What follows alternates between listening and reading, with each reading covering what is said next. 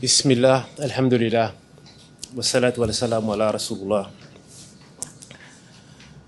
Excellence, Monsieur le ministre de la Transformation numérique et de la modernisation de l'administration, Mesdames et Messieurs les représentants des institutions gouvernementales, du secteur privé, de la société civile, j'en profite pour saluer également notre collègue qui intervient de Luxembourg, qui vient de nous faire une présentation fort intéressante. Chers partenaires techniques et financiers, Mesdames et Messieurs les experts, distingués invités. Je commencerai par dire que je suis particulièrement enthousiaste à l'idée d'être aujourd'hui avec vous et de saluer le leadership du gouvernement mauritanien qui s'exprime activement à travers le MTNIMA, Monsieur le ministre, dans la conduite de cette transformation numérique. Et je le taquinais dans la salle d'attente en disant une transformation numérique accélérée, pour ne pas dire à grande vitesse, et qui traduit, je pense, une vision très claire. C'est de faire du numérique un levier de modernisation de l'action publique. On parlait tout de suite de confiance numérique. Je pense que c'est un concept très important. Il s'agit de renforcer la gouvernance, de la rendre plus transparente et surtout d'améliorer les services rendus aux citoyens. C'est du numérique pour de l'inclusion et de l'efficacité.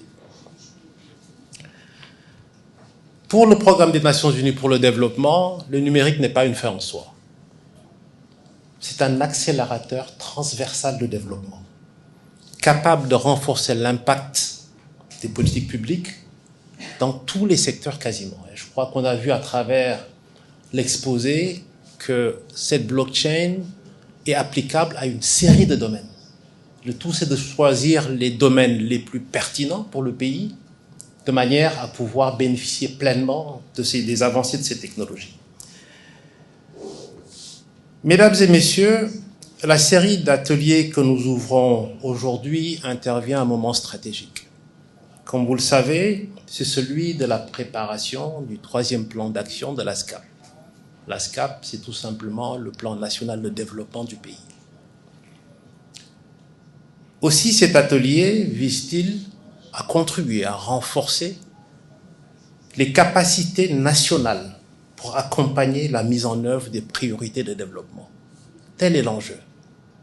Comment outiller les acteurs pour qu'ils soient en mesure de pleinement tirer profit et parti de cette technologie pour faire avancer les résultats que la Mauritanie s'est fixés à son plus haut niveau. Dans ce contexte, permettez-moi de partager, je dirais, 4 réflexions majeures qui me paraissent importantes. La première, c'est qu'il s'agit de mettre l'innovation au service de décisions publiques efficaces au bénéfice des populations. Le numérique est un outil d'aide à la décision. Il doit pouvoir informer les décisions optimales de manière à pouvoir renforcer l'impact des politiques publiques. Et à travers notre collaboration avec le MTNIMA, notamment à travers le programme Atenima, il en est de même du ministère des Affaires économiques et du développement avec le programme Sustain que nous lançons. Ce que nous cherchons à faire, c'est donc vraiment renforcer le pilotage stratégique de l'action publique. Deuxième message, c'est que cette transformation accélérée, pour ne pas dire de grande vitesse, c'est d'abord une transformation de la gouvernance publique, fondée sur des données de qualité, mais également sur des données qui inspirent confiance. Aujourd'hui, les données constituent une infrastructure aussi stratégique que les moyens de transport, que l'énergie. Donc il ne faut pas sous-estimer la portée des données. Lorsque ces données sont fiables, harmonisées, interopérables, elles permettent de mieux cibler les interventions publiques, notamment dans les secteurs clés. Et on pourrait en citer un certain nombre. Il est important donc d'utiliser ces technologies pour libérer pleinement le potentiel qui permet de renforcer la crédibilité de l'action publique, mais également de faciliter la confiance aux données qui sont produites et partagées. Troisièmement, la blockchain, c'est une opportunité majeure pour renforcer, comme je le disais, la confiance dans l'action publique. À l'échelle mondiale, nous avons des exemples concrets, nous en avons vu quelques-uns, mais je vais peut-être en citer 2 ou 3 de plus. Je crois que notre collègue qui présentait a mentionné l'Estonie. En Estonie, l'ensemble du dispositif de santé est fondé sur des registres qui sont sécurisés. Donc, vous vous rendez dans un hôpital, on sait qui vous êtes. L'identification, elle est certaine, elle est définitive. Un autre exemple, c'est la création de registres fonciers infalsifiables. Là, on ne va pas aller très loin. Au Ghana, c'est déjà mis en place.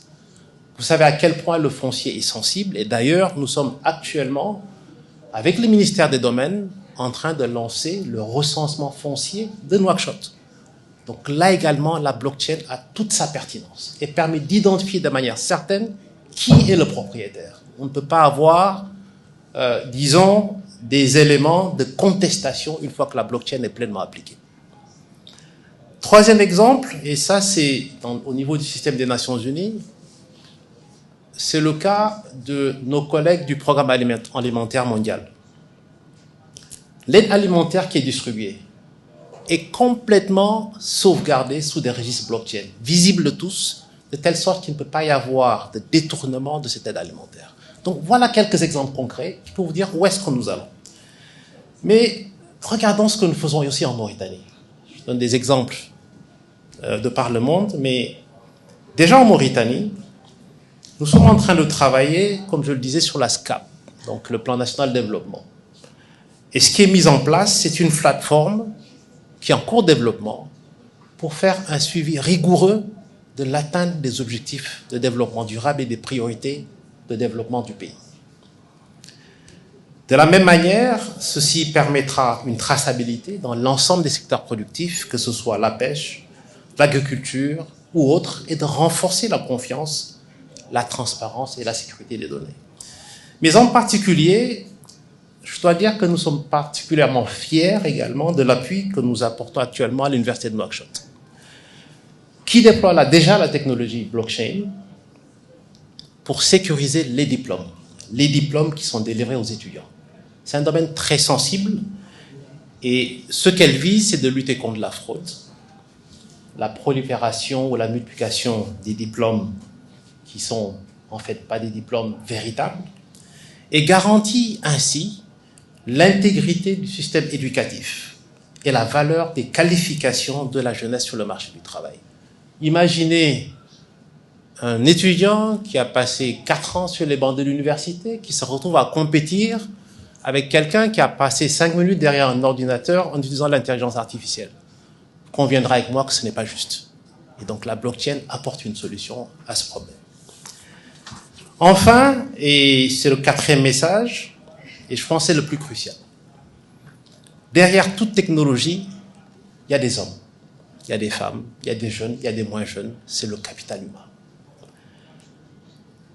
Cette technologie, si elle n'est pas portée justement par le capital humain, aussi performante qu'elle soit, elle ne pourra produire d'impact durable sur ces institutions. Il faut donc être capable de se l'approprier, d'avoir les compétences renforcées, d'avoir une culture de collaboration et de valorisation des données. C'est tout l'enjeu de ces ateliers. Renforcer les capacités des acteurs, construire une compréhension commune et consolider les bases d'une transformation numérique, non seulement durable, mais également accélérée et surtout souveraine, qui est donc sous le contrôle des autorités nationales. Monsieur le ministre, les choix que nous faisons aujourd'hui en matière de gouvernance des données et d'usage de ces technologies façonneront la Mauritanie de demain. Ce changement est déjà en cours. Cette transformation renforcera notre capacité collective à prendre de meilleures décisions, à produire un impact durable, mais également à promouvoir un développement inclusif, ne laissant personne pour compte. À cette fin, je puis vous assurer que le PNUD ne ménagera aucun effort pour continuer à mobiliser ses ressources, ses expertises et ses partenariats afin d'accélérer encore ses progrès et de les consolider. Je ne saurais conclure sans former le vœu que ces 2 journées constituent une étape importante dans la dynamique de progrès engagé, une dynamique vertueuse, en faisant des données et de l'innovation non seulement des moteurs de confiance, mais également de progrès et de prospérité partagée par tous. Je vous remercie.